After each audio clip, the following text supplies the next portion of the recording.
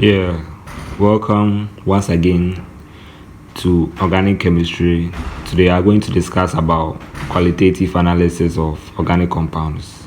So, when we're actually talking about qualitative analysis, the aim is what to determine the elements or what type of elements and their forms that are present in organic compound.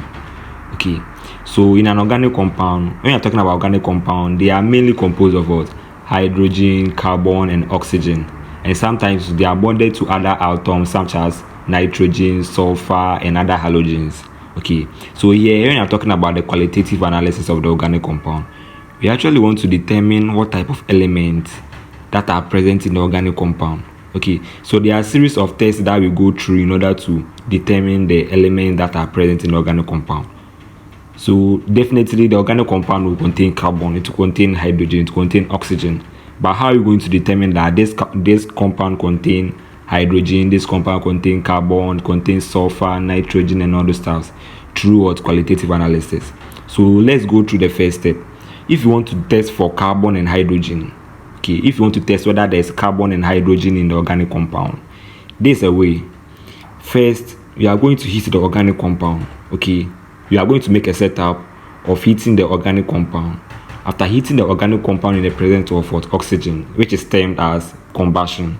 So after heating this organic compound, we are going to produce a carbon dioxide and water. And this water does not appear in the form of what? Liquid that we all see as water. It comes in the form of vapor. Okay, so those are the misconceptions. Those are the misconceptions that people have always. That the moment they hear water, they always see it as liquid. Sometimes it's come in the form of what? Gas or gaseous state.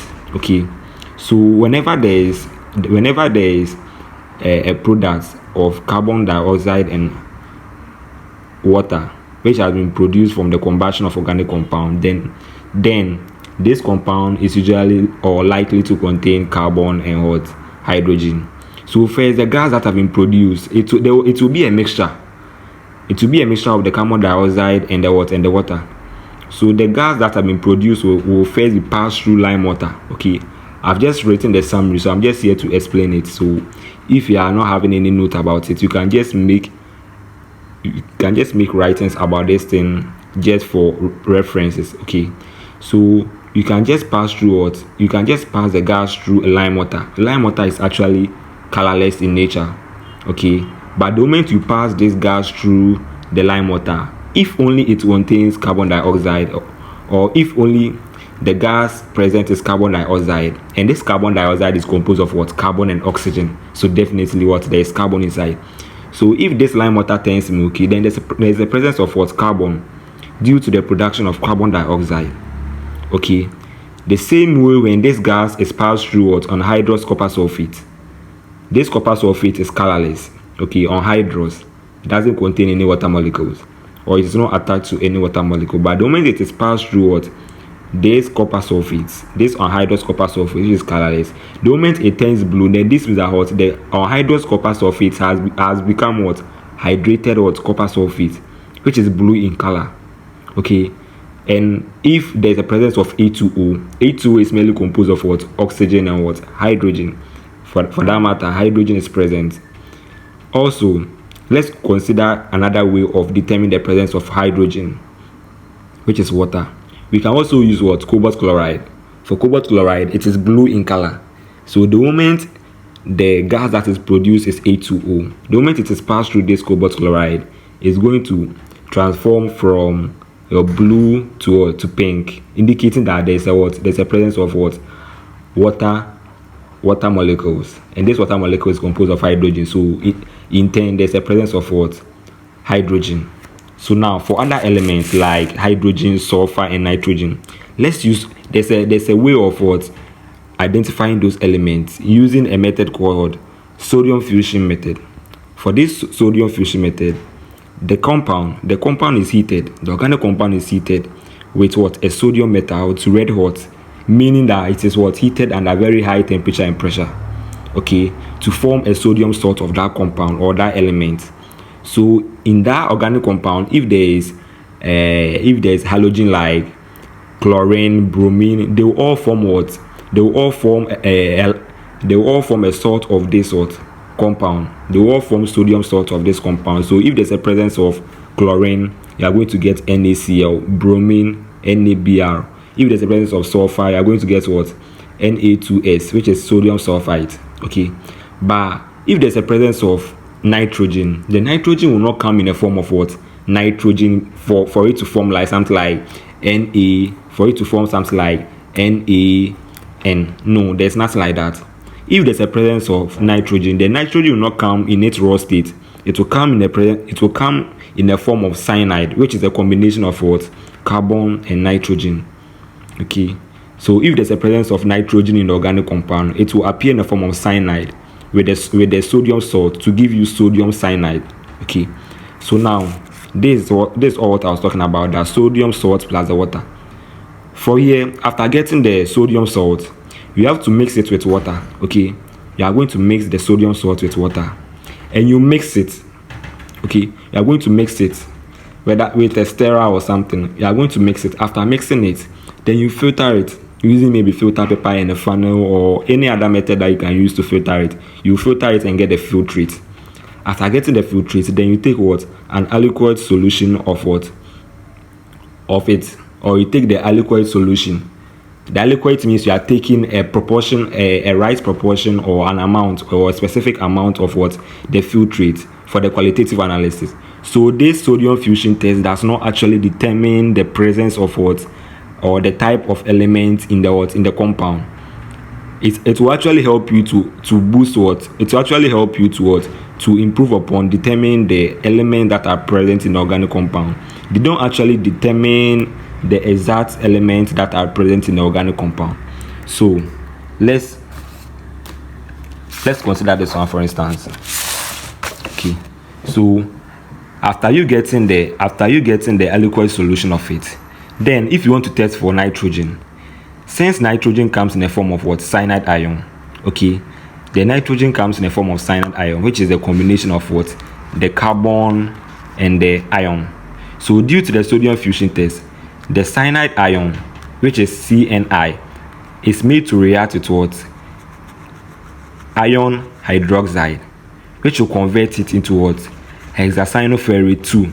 Okay, hexacyanoferrate 2. Okay, so after it converts into hexacyanoferrate 2, after which you are going to add what? After which you are going to add hexacyanoferrate 2, you are going to add FeCl3. Okay, you are going to add it to the hexacyanoferrate 2. After adding it, a new compound will be formed, and this new compound will come in the form of a color. This color is what? A blue Prussian color. So this color determines the presence of what? Nitrogen, or the presence of what? Cyanide ion. And this cyanide, the moment you're having cyanide, know that the cyanide is what? Combination of what? Nitrogen and carbon. For that matter, there's a presence of what? Nitrogen. Okay, now for you to determine oxygen, let's say we are talking about oxygen for instance. For you to determine oxygen is what? Is determined by calculating all the percent composition of the organic compound. And you calculate all the composition of the other elements in the organic compound. Let's say we are calculating the percent composition in terms of mass. After calculating it, if there's what? Any lack, or if there's any loss in percentage, then this lack or this loss of percentage is what? Assigned to what? Oxygen. Okay, so that's another way of what? Determining the presence of what? Oxygen. Assuming there's a lack of what? Percentage in the calculation, then you assign it to oxygen. Okay, so now let's move to the other part of it. So now let's say after getting your aliquot solution, you want to analyze whether there is halogens. And this sodium fusion test can be used to what? Can be used to analyze all the halogens except fluorine. Okay, there are four main types of halogens, which is the fluorine, bromine, chlorine, and iodine. But you can use this sodium fusion test to analyze all these halogens except fluorine. Okay, so right now, if you want to test for chlorine, before you can get to analyzing these halogens, you have to first get what? Ag ion, which is silver ion, and this silver ion may be bonded with, let's say, nitrates. So you have to go through series of reactions in order to get what? The silver ion. Okay. After this silver ion, this silver ion is made to react with what? With the organic compound. Okay, this silver ion is made to react with the organic compound, which is the filtrate that you've obtained. Okay, so if there is chlorine inside, after reacting the silver ion with the filtrate, and after you've added, let's say, ammonia excess, after adding it, and you found out that the thing is soluble in the ammonia, then this means that there's a presence of what? AgCl, which is there's a presence of what? Chlorine, because we already know that you've reacted the silver ion with the chlorine, so you already know. So if the thing is soluble in the ammonia, then this means that there's a presence of what? Chlorine or chloride ion, and AgCl is usually what? White in color. Let's consider another one. So after reacting the silver ion with what? After reacting the silver ion with the filtrate, if you are seeing a color like a pale yellow, and after adding ammonia excess, the thing is still insoluble, here you are going to consider the color. Because iodide ion will also give you the same inference, which is insoluble. So right now we are going to use the color to determine it. For AgBr is what? Pale yellow. Okay, but for iodide, the iodide is what? Deep yellow. For that matter, after adding the excess ammonia, all of them is going to be insoluble. So the only thing that you can stand on to say that there is a presence of bromine or iodine is the color of what? The compound, or the color of the silver compound, which is either pale yellow or yellow. So just keep it in mind that if it is pale yellow, it is bromine, and if it is deep yellow, it is what? Iodide or iodine. Okay. So now let's move to the analysis of what? Sulfur. If you want to determine whether there's a sulfur present in the organic compound, then the compound is made to react with what? Lead acetate. This is lead acetate. This is the molecular formula for lead acetate. Okay. So if the compound contains sulfur, then after reacting the filtrate, and if the filtrate, after reacting the filtrate with the lead acetate, there is going to be a reaction formed. Okay, this bond is going to break, and there will be a reaction that will be formed between what? This lead and the sulfur ion that is present in the filtrate. And if there is a reaction between lead ion and sulfur ion, you are going to get what? Lead sulfur or lead sulfate. No, you are going to get lead sulfide. Okay, so after getting this compound, this lead sulfide is what? Actually what? Black in color, which is black precipitate. So after reacting it with the filtrate, it is going to what? Precipitate out of the solution, and the color that will appear is what? Black. That's why it's called a black PPT. So always make sure that the moment you see something like black PPT after reaction of the filtrate with the lead acetate, then know that what? The element that is present in the organic compound is sulfur. Okay, so this is the reaction. After reacting this filtrate with the lead acetate, you are going to get something like lead sulfide, okay, plus anything that will be here, which is maybe. So after reacting this, you are going to get lead sulfide, which is black precipitate, black PPT. So always keep it in mind. So now, from the sodium fusion test, or from the sodium extraction, Na2S is made to react with what? This sodium nitroprusside. There's another way that you can also test for what? The sulfur. There's another way that you can also test for the sulfur. If you are not going to use the lead acetate form, there's another way that you are going to use in order to test for the sulfur. For instance, you are going to what? But from here, you are not going to use the filtrate. Okay, you see, I told you that there's a method called sodium fusion test, which this is where you are going to what? Burn the sodium metal in red hot with what? With the organic compound. So if the compound contains sodium, then this is what you are going to form. Okay, so using the test too, yeah, you can using another test to test for sulfur. You are going to take this one straight forward from the what? From the extract. Okay, this will be the extract. So we are going to take this extract straight forward. So from the sodium extract, which is the Na2S, it is made to react with what? Sodium nitroprusside. Okay, so after reacting the Na2S with the sodium nitroprusside, the moment you see a formation of what? A compound which is violet in color, or the moment you see a formation of violet colorization of a compound, they know that what the compound contains what, or the organic compound contains sulfur. Okay, so that's all about the sodium fusion test, because I can see that most of the people who are having misconceptions about the sodium fusion test. They always keep in mind that the sodium fusion test is not the test that is used to determine all those halogens. It helps you to get the filtrate in order to use the filtrate. So after getting the filtrate, then you take an aliquot solution of it.